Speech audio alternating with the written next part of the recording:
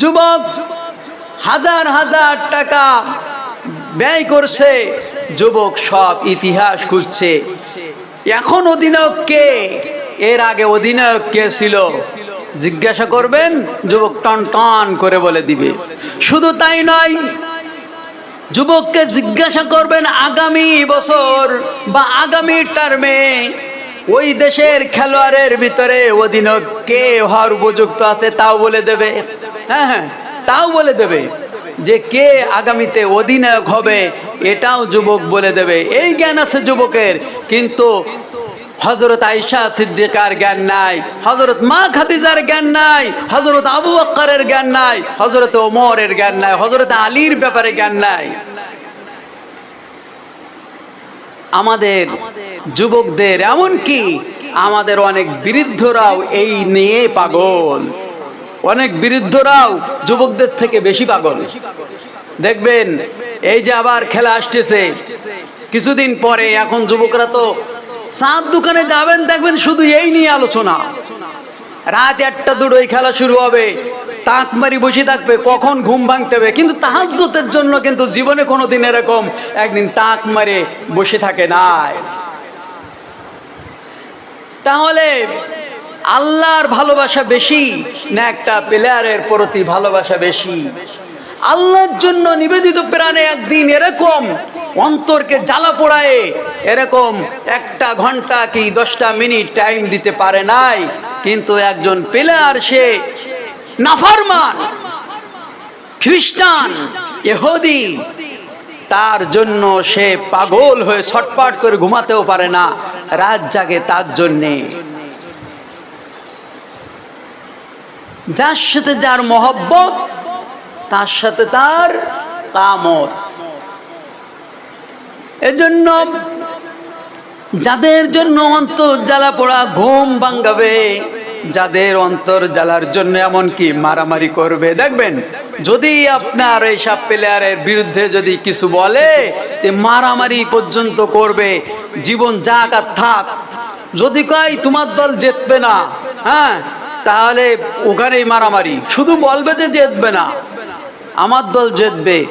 2 পার্টিতে, একটা ব্রাজিল, একটা আর্জেন্টিনা, এরকম দল, একটা আলাদা গ্রুপ থাকে, কেউ আবার অন্য সাপোর্ট। এই সাপোর্ট করে করে মারামারি, কতটা মারামারি যে হয় এই নিয়ে। আমরা বাংলাদেশে একটা প্লেয়ার জিতে, বাংলাদেশে আপনি যার জন্য মারামারি করতেছেন, কোনোদিন কি খোঁজ খবর নেবে আমার জন্য মারামারি করেছে বাংলাদেশের?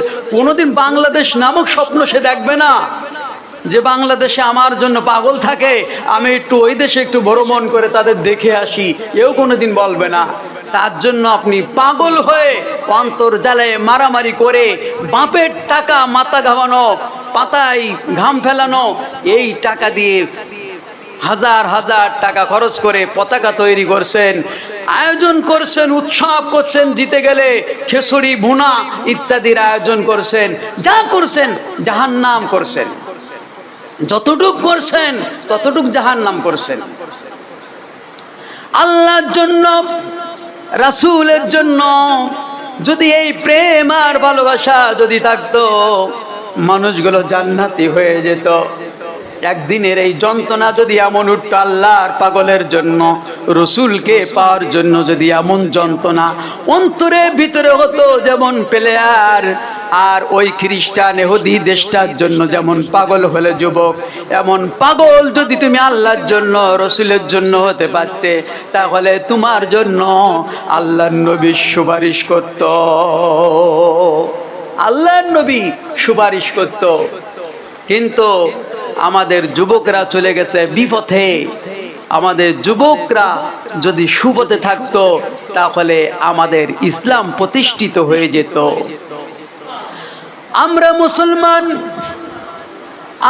মুসলমান, কিন্তু আমরা আল্লাহ রাব্বুল আলামিনের কোরআনকে ভালোবাসতে পারলাম না, আল্লাহর কোরআনে আইনগুলো প্রতিষ্ঠা করতে পারলাম না। আমাদের কিন্তু সবার মরতে হবে, হবে কিনা বলেন? প্রত্যেকের মরতে হবে। আর মরার সাথে সাথে কবরে রাখার পর একটু পরে আপনাকে আমাকে 40 কদম চলে আসার পর যে প্রশ্নটা করা হবে সেইটা হবে মান রব্বুকা ওয়া মান দীনুকা ওয়া মান নাবিয়ুকা। রবের জন্য যদি এমন পাগল হতাম, রাত জাগতে পারতাম, কিছু সময় দিতে পারতাম, রবের জন্য যদি সময়টা ব্যয় করতে পারতাম, তার হুকুমকে পালনের জন্য অন্তরকে এমন জ্বালাতে পারতাম, তাহলে মান রব্বুকা বলার সাথে সাথে রব্বু আল্লাহ এটা আপসে বেরোয় যেত। ওই অন্তরে যে দাগ পড়ে গেছে, জ্বলন্ত জ্বলাপোড়া দাগ পড়ে গেছে, আল্লাহর জন্য পাগল ছিলাম, আপসে বলে দেবে ওই বান্দা আমার প্রভু ছিল, আমার সৃষ্টিকর্তা ছিল একমাত্র আল্লাহ। আমরা সূরা ফাতিহায় কি পড়ি? আলহামদুলিল্লাহি রাব্বিল আলামিন পড়ি না? এখানে রব আছে কিনা? আলহামদুলিল্লাহি রাব্বিল, রব আছে। আবার যখন আমরা রুকুতে চলে গেলাম তখন কিন্তু আবার বললাম সুবহানা রাব্বিয়াল আযীম। এখানে রব আছে কিনা বলেন? সুবহানা রাব্বিয়াল আযীম। দাঁড়াই দাঁড়াই আমরা রবের কথা বললাম, আবার কিন্তু রুকুর ভিতরে রবের কথা বললাম, আবার যখন সিজদায় লুটে পড়লাম তখন আবার বললাম সুবহানা রাব্বিয়াল আলা। সব জায়গায় আল্লাহর মহত্ব, বড়ত্ব, শ্রেষ্ঠত্ব। এই জন্য এই দিলে আল্লাহ ছাড়া কোনো নাফরমানের জায়গা দেওয়া যাবে না। আল্লাহ ছাড়া কোনো খ্রিস্টান, ইহুদি, মাজুসি তাদেরকে জায়গা দেওয়া যাবে না। যত বড় ধনাঢ্য হোক না কেন আর যত বড় ভালো প্লেয়ার, আমার কি আসে যায়? আমি তো পৃথিবীতে এসেছি জান্নাত পাওয়ার জন্য। আমার কবর আছে, হাসর আছে, মিজান আছে, ফুলসিরাত আছে। এই প্লেয়ার আমার কিঞ্চিত মাত্র কাজে আসবে না। এরা বরং আমার জাহান্নামের জন্য এরা আমার যথেষ্ট হয়ে যাবে। আর আল্লাহ বলেছেন ইহুদি আর খ্রিস্টান, মুসলমান তোমাদের দারুণ দুশমন, চূড়ান্ত শত্রু হলো ইহুদি আর খ্রিস্টান। আল্লাহ সে কথা কোরআনের ভিতরে বলেছেন। প্রথম যারা আমাদের সব থেকে বেশি আমাদের বিদ্রোহী, আমাদের সব থেকে আমাদের দুশমন, প্রথম নম্বর হলো ইহুদি, দ্বিতীয় নম্বর হলো খ্রিস্টান। এরা সব থেকে বেশি মুসলমানের ভালো চাই না। দেবে আপনাকে চিনি, ভিতরে থাকবে বিষ। আল্লাহ নিজেই বলে দিয়েছে এরা তোমাদের সব থেকে কঠিন শত্রু হলো এরা। কারণ মুসলমান হলো বিশ্বনবী সাল্লাল্লাহু আলাইহি ওয়াসাল্লাম একজন মাত্র নবী, হযরতে ইসমাঈল আলাইহিস সালাম। এর মাঝখানে কিন্তু আর কোনো নবী নাই। হাজার হাজার বছর হয়ে গেল, শত শত বছর পার হয়ে গেল, কিন্তু মাঝখানে কোনো নবী নাই। একমাত্র নবী হলো বিশ্বনবী মুহাম্মদুর রাসূলুল্লাহ। আর হযরত ইব্রাহিম আলাইহিস সালাম তারপরে সে দুই ধারায় চলে গেল। এটা হলো ইসহাক আলাইহিস সালামের ধারায় চলে গেল। সেই ইসহাক আলাইহিস সালামের ধারায় সব নবী আর রসুল হাজার হাজার হাজার হাজার হাজার হাজার নবী রসুল দুনিয়া এসেছে, কিন্তু এই ধারায় ইসমাঈল আলাইহিস সালামের ধারায় কোনো নবী আর রসুল আসে নাই। ঈসা, মুসা যা বলেন সব ওই ধারায় এসেছে, ইয়াকুব যা বলেন সব ওই ধারায় এসেছে, কিন্তু এই ধারায় এসে মাত্র একজন নবী। এক গাছে একটা আম আর এক গাছে শত আম, দৃষ্টি কিন্তু পড়ে ওই একটা আমের দিকে।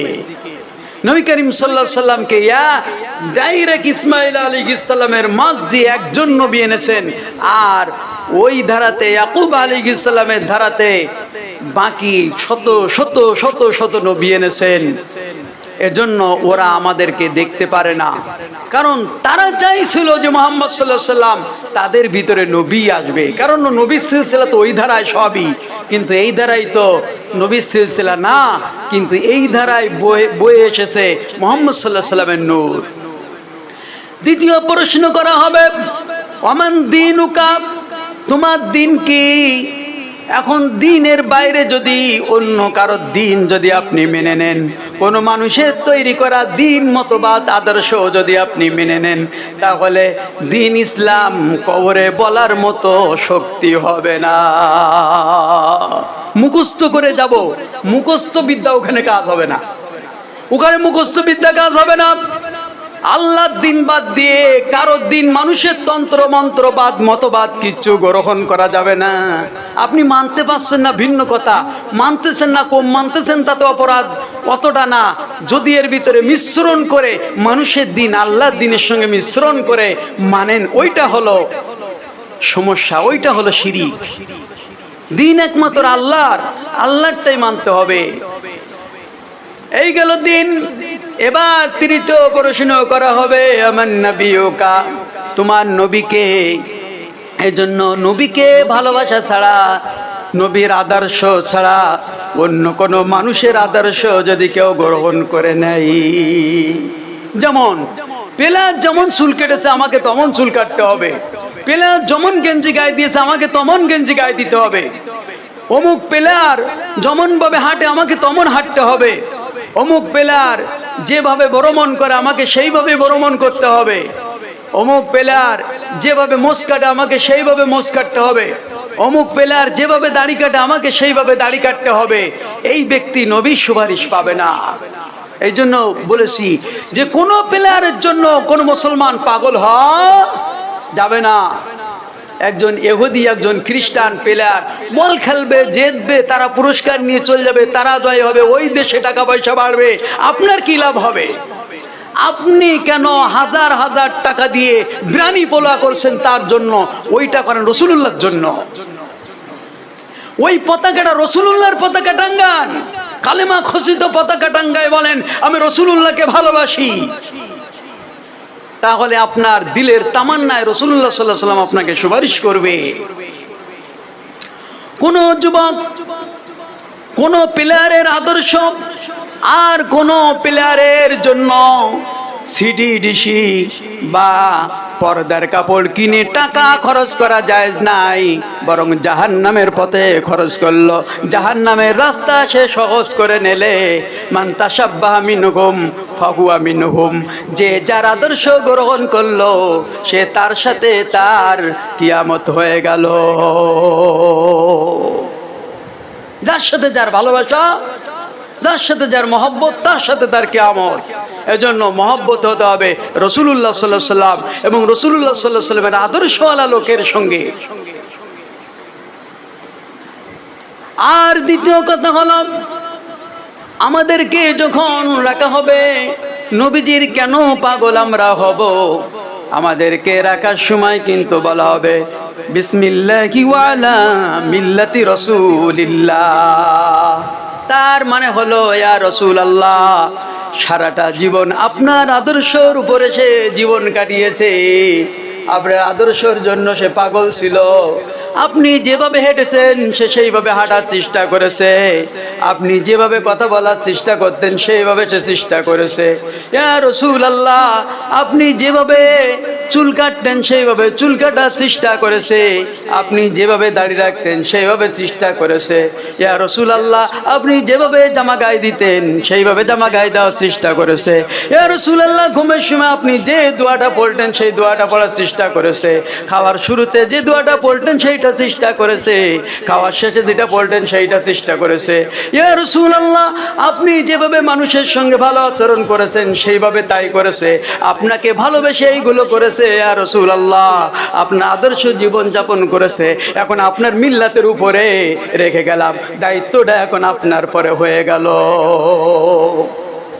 এইবার যদি এই ব্যক্তি যদি এইভাবে চলাফেরা করে নবীর মহব্বতে, নবীর ভালোবাসা, আমি একটাবারই বলেছি যে মহব্বতে রাত 1টা 2টোর সময় খেলা দেখার জন্য যুবকরা সারা রাত ঘুমায় না বা অ্যালার্ম দিয়ে রাখে যে আমি ওই টাইমে খেলা দেখবো, আমার না দেখলে যান জীবন ফেটে যাচ্ছে। এই ফাটাটা যদি বিশ্বনবীর জন্য 2 মাস যদি কেউ করতে পারে, 1 মাস করতে পারে, 1 দিন করতে পারে, আল্লাহ রসুল তো তার জন্য পাগল হয়ে যাবে। ওরকম দেওয়ানা থাকতে হবে রসুলের জন্য।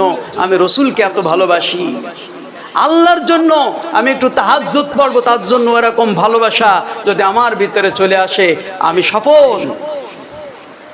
এই জন্য ক্রিকেট হোক আর ফুটবল হোক, যে ধরনের খেলা হোক, হার জিত টিভিতে যা খেলে, দেশে বিদেশে যা খেলে, আমি কোনোটার পক্ষে বিপক্ষে নেই। যে জিতলে হারলে সে তাত্তা করলো, আমি এর ভিতরে নাই, কারণ আমার শরিয়াত এটা অনুমোদন করে নাই।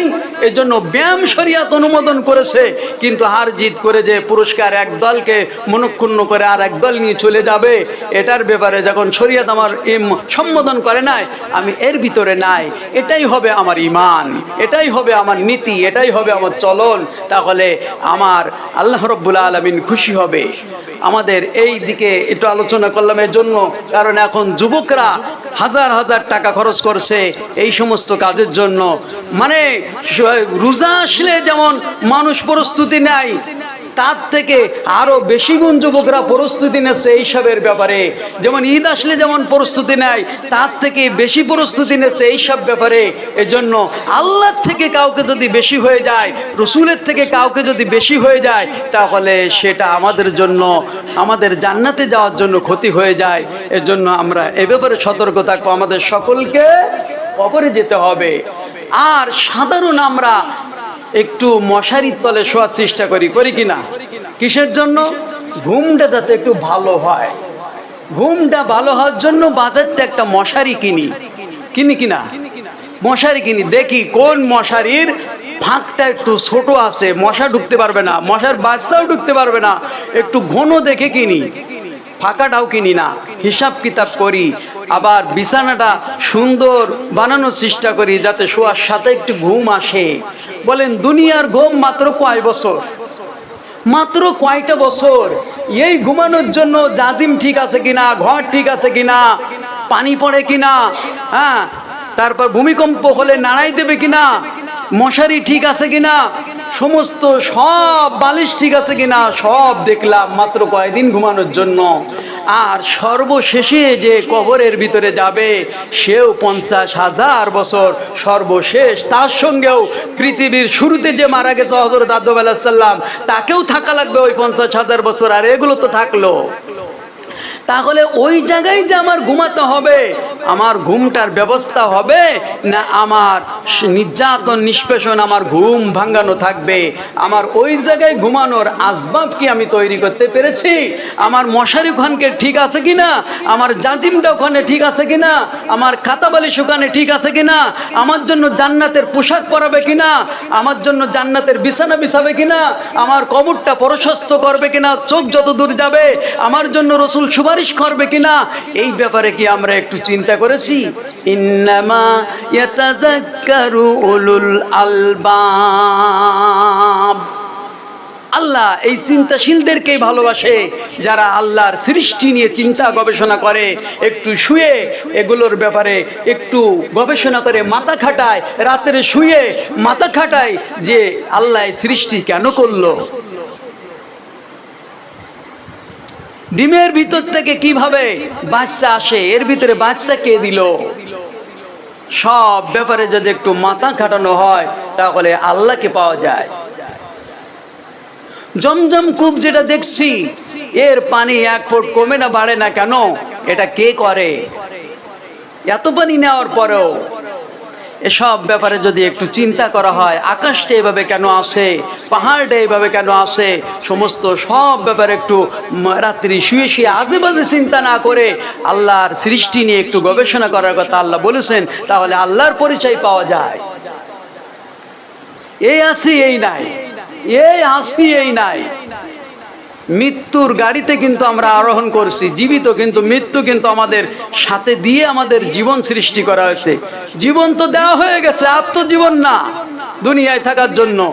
এখন মৃত্যুর গাড়ির উপরে আমরা আরোহণ করছি, মৃত্যুর গাড়ির পরে চলাফেরা করছি। এই গাড়িটা কখন কবর দেশে আমাকে পৌঁছায় দিবে? এজন্য আমার এই যে চেহারায় সোনো মাখছি, পাউডার মাখছি, শরীরে সাবান মাখছি, মাখাটা অপরাধ না, সব কিছু সুন্দর করছি। এই শরীরটা যে জায়গায় থাকবে আজীবনের জন্য, আমার কিয়ামত পর্যন্ত সেই জায়গাটায় শরীরটা কি অবস্থায় থাকবে এর ব্যাপারে আমরা কি একটু খবর নিছি? এই চিন্তাটা আমাদের করতে হবে। তাহলে ইন্নামা ইয়াতাযাক্কারু উলুল আলবাব, আমাদের চিন্তা গবেষণার মাঝে আমাদের নেকি হবে। সেজন্য আল্লাহ তাআলা আয়াতের শুরুতে বলেছেন, আল্লাযীনা ইয়াযকুরুনাল্লাহা কিয়ামান ওয়া কুউদান ওয়া আলা জুনুবিহিম ওয়া ইয়াতাফাক্কারুনা ফি খালকিস সামাওয়াতি ওয়াল আরদ। যারা শুয়ে উঠিয়ে বসে সর্ব অবস্থায় আল্লাহ জিকির করে, আল্লাহ জিকির করে যারা, আল্লাহ জিকির হলো আমি কৃষি কাজ করছি, এখানে আল্লাহর হুকুমটা কি, আমার আল কত পর্যন্ত ছাটলে আল্লাহর হুকুম লঙ্ঘন হবে না, আমার লাঙ্গলে ফালটা কিভাবে চালালে আল্লাহর হুকুমের লঙ্ঘন হবে না, এখানের জিকির হলো এই। আমার ঘুমের সময় কোন দোয়াটা পড়লে আমার সারা রাত কোন কাঁধে শুলে সারা রাত ইবাদত হবে, এখানের জিকির এই। আমার খাওয়ার সময় আল্লাহ নবী কিভাবে খেয়েছেন সেই পদ্ধতিতে খেলে আমার ওখানের জিকির ওই। আমার গোসলের সময় নবী কোন গোসলে ফরজটা কিভাবে আদায় করেছেন সেইটা আদায় করে আমি যদি গোসল করি আমার জিকির ওখানে ওই।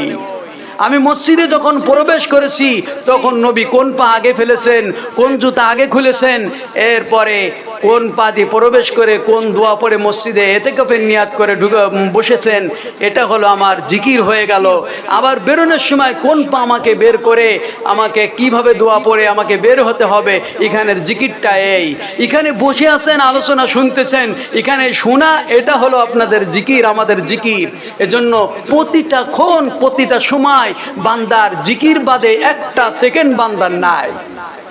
পায়খানায় যাবেন, পিশাবে যাবেন, সেখানে আল্লাহর জিকির বলতে পারেন, এখানে আল্লাহর জিকির কই?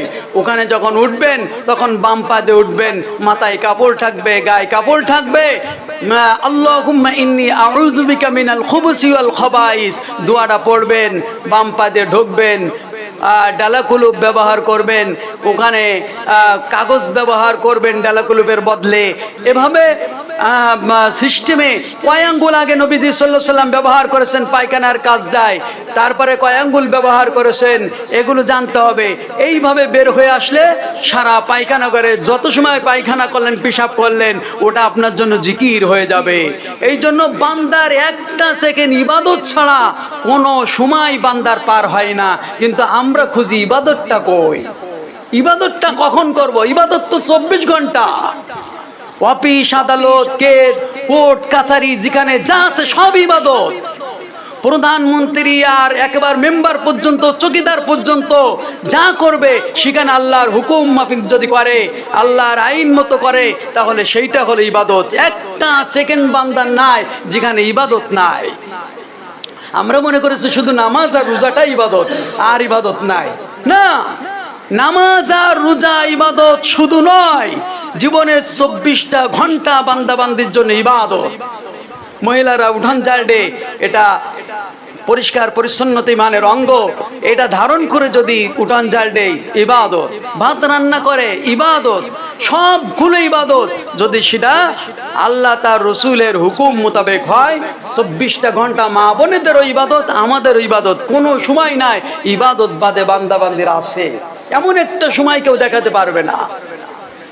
এজন্য আসুন, আমরা কবর যাত্রী, আমাদের মৃত্যু হবে, আর মৃত্যুর গাড়ির উপরে কিন্তু আমরা আরোহণ করছি। আমরা কিন্তু মৃত্যুর গাড়ির উপরে, জীবনের গাড়ির উপরে না। জীবন তো দেওয়া হয়ে গেছে, এখন মৃত্যুর উপরে চলছি। মৃত্যুর গাড়িটা কখন কবরে নামাই দিবে?